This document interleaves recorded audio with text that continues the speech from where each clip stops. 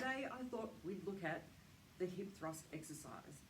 And looking at much of what I see online, I would say 80% of people online do the hip thrust exercise really badly.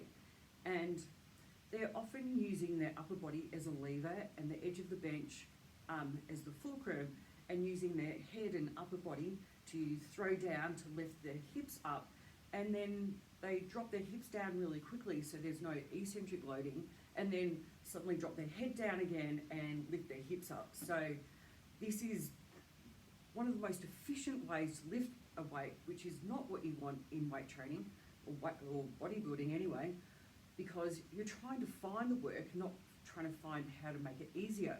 So I'm looking at people who are loading up bars and putting copious amounts of weight either side, but if they actually did the exercise properly, they wouldn't be able to lift half that weight at all.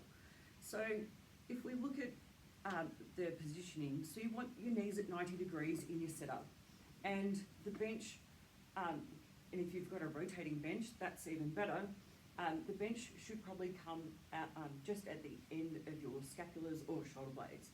So if we come into position, the aim would be to drop your glutes down, and then you want to tilt the pelvis first. So we do a pelvic tilt, and then we lift and extend through the hips. So we're not trying to extend through the back and leaving the hips flexed.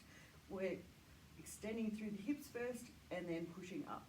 So on the lowering phase, you can probably feel through your glutes and feel that you're actually eccentrically lowering through your glutes, and you can put pressure through your heels from there. And then we've got the tummy in, pelvic tilt, and then lift to try and optimize your glutes. And a little bit of a pause there is great as well.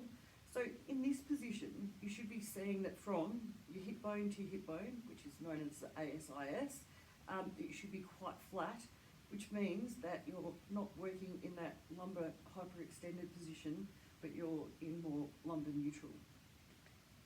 So that's breaking down the hip thruster, and I look forward to seeing how you go if you alter your technique. Actually, I'll show you the bad technique just so we can be clear on that. So the bad technique is where people lift their head and throw it down and drop, and lift and drop, and lift and drop. Like, seriously people, like, this is biomechanics. If you want to lift a weight up that's really heavy, that's beyond your capabilities, you get a fulcrum, a stone, and you put a wedge underneath it, and then you apply a little bit of pressure, and you don't need to apply half the pressure in comparison to the weight to lift that weight up. It's what cavemen did to get stones and move stuff around. So looking at this technique is just ridiculous. So I hope maybe the message might eventually get around. There are some people who seem to have worked it out, which is great, but maybe in the need to throw a lot of weight on the bar, people have sort of lost the concept of what the biomechanics are in this exercise, and yeah, maybe it's all about trying to do some freak show videos. Anyway, have a go of that and let me know how you go.